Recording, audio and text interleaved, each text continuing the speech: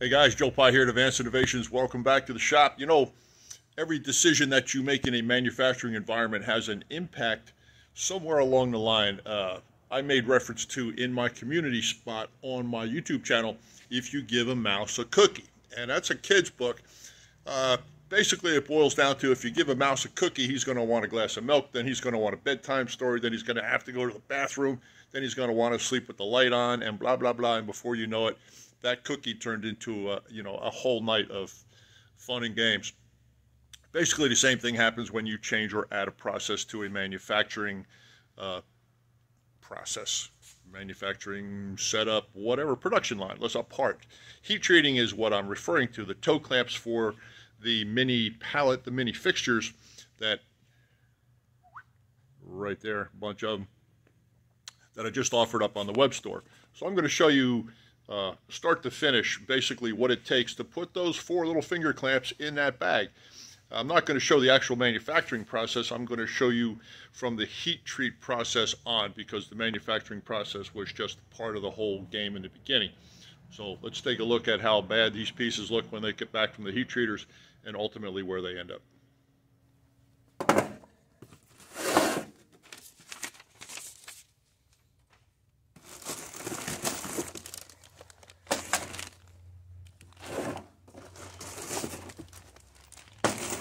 Okay, the first surprise in the if you give a mouse a cookie syndrome, this is how they come back from the heat treater.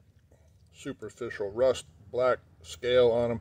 Now this is A2 tool steel, and A2 can be done heat treated in a vacuum furnace, which it is advisable initially, but the temper can also be done in a vacuum furnace, and they would not come back looking like this. They would come back silver.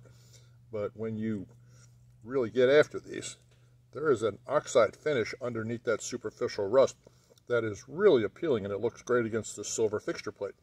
So the first step in this process is to put these, all 272 of them, in a CRC Rustbuster Bath and let them sit for a little bit. Let's do that.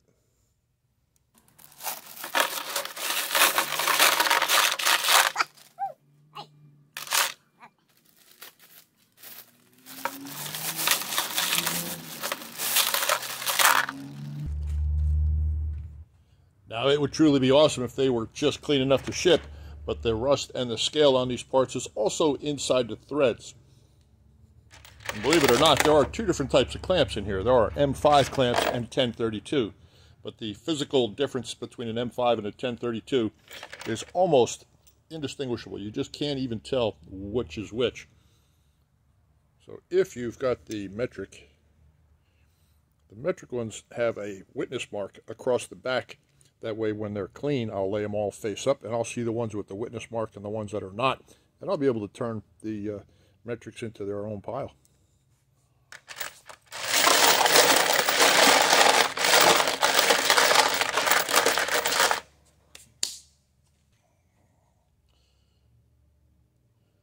Good stuff. Not sponsored. If anybody from Vapor Rust wants to send me more of this, I am ready, willing, and able to accept it. So there you go. Good stuff. I got this at Tractor Supply locally, and it's available all over the place, believe it or not.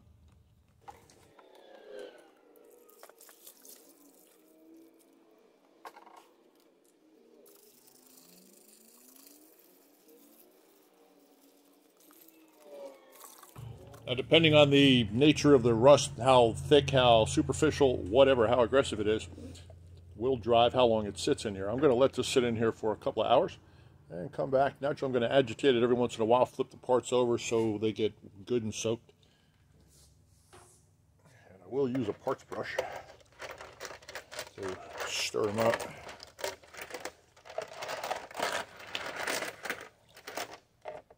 All right, let them sit. Parts have been sitting in the solvent for about 3 hours now, so let's pop a couple out, take a look, see what they look like.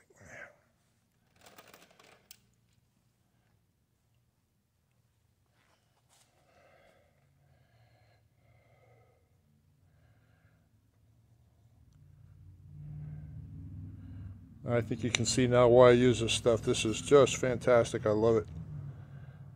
I leave it sit in there overnight. It'll probably be even better, but 3 hours is sufficient. Why do more than you absolutely have to, right?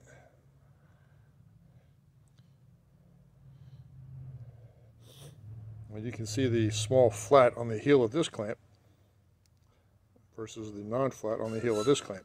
But to look at them, they look identical. This is a 5mm metric clamp. This is a 1032 Imperial. The hole size is almost identical. The slot is almost identical. Profile-wise, they are identical. And that's how I'm going to sort them out.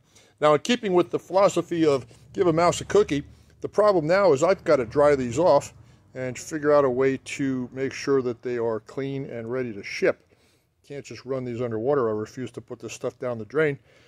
So it's going to go in the tumbling barrel with a drying media, and in the heat of the moment when I needed some drying media to do this and didn't have any, didn't want to wait for it, I went to the local supermarket and I got a bag of kitty litter. So these are going to be tumbled in kitty litter. It is an absorbing compound and it's sanitary, ecologically friendly, because none of this stuff is going to go down the drain.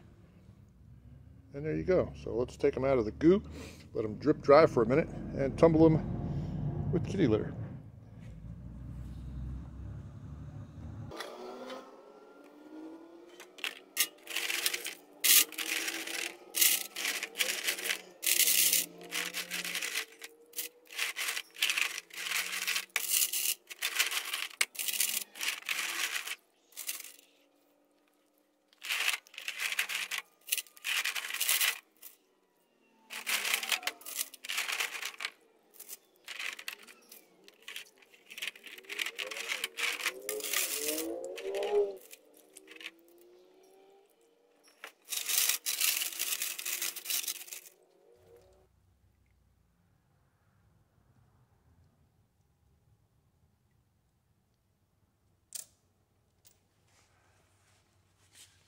I think it's clear to see the benefit of soaking them in the rust dissolver.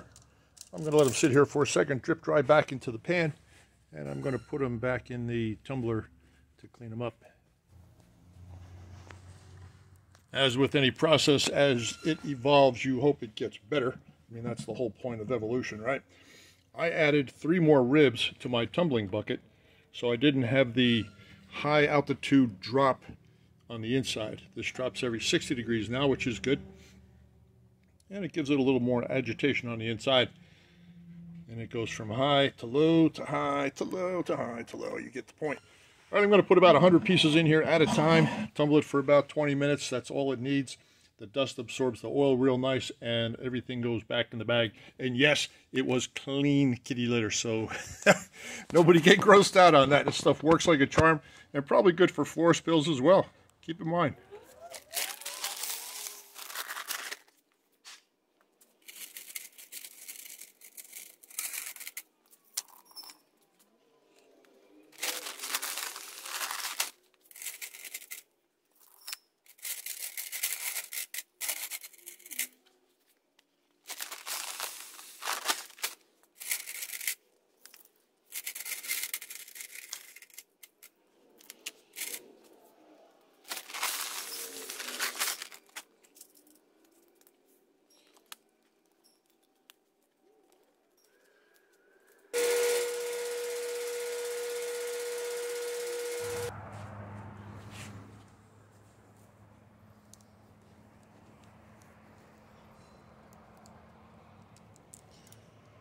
Straight out of the tumbler, the parts are dust covered, but they are nice and dry. But the holes are plugged. There you go, give a mouse a cookie, right? Now the holes got to be unplugged from all the small debris, and the thread's got to be chased to make sure that these are going to go together the way you want them to. Let's do it.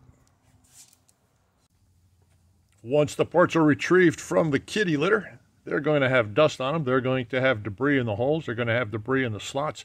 And it's a good time to go get somebody else that wants to sit around and do nothing all day except tap holes and pay them to do it, because it can be a real pain in the neck. Expansion of this material really doesn't come into play. The cross-section, the mass, isn't nearly large enough to close up the holder and heat treat. But if that is a concern, use a different H value, GH value on your tap to assure that the hole is oversized before heat treating if you think it's going to swell up. These are done with an H3, a GH3 tolerance on the tap, and that's pretty much a standard. Do not let these things sit in the EvapoRust and drip to a semi-dry state before you throw them into a bucket of kitty litter. That is like pouring Elmer's glue onto wood chips, and it just becomes a sticky mess, and don't do that. Take them right out of the compound, right out of the rust compound, right directly into the drying agent and let it absorb that way. If you let this stuff drip dry, it's going to get tacky, sticky, thick, and when it hits the compound, the drying compound in the tumbler bucket, it's going to turn to a mess. Ask me how I know. Ask me how I know. Anyway, surfaces are all full of dust right now and some leftover surface contaminants. Easily remedied. Rag WD-40, wipe them down, get them back to looking like they should look when they're in the envelope. Well, that's what it takes to give a mouse a cookie, guys. It opens up Pandora's box of extra work. So I hope if you've purchased these and you pull 4 of these out of your little plastic envelope, that you say, gee, now I can appreciate them just a little bit more. Anyhow, that's what it takes. When you make a decision, stand by it. Stand by the quality of your product. Thank you very much for watching wherever you are in the world. I hope you're well and happy and safe. Me, I am Joe Pye here at Advanced Innovations in Austin, Texas, saying I'll see you next time. I'm out.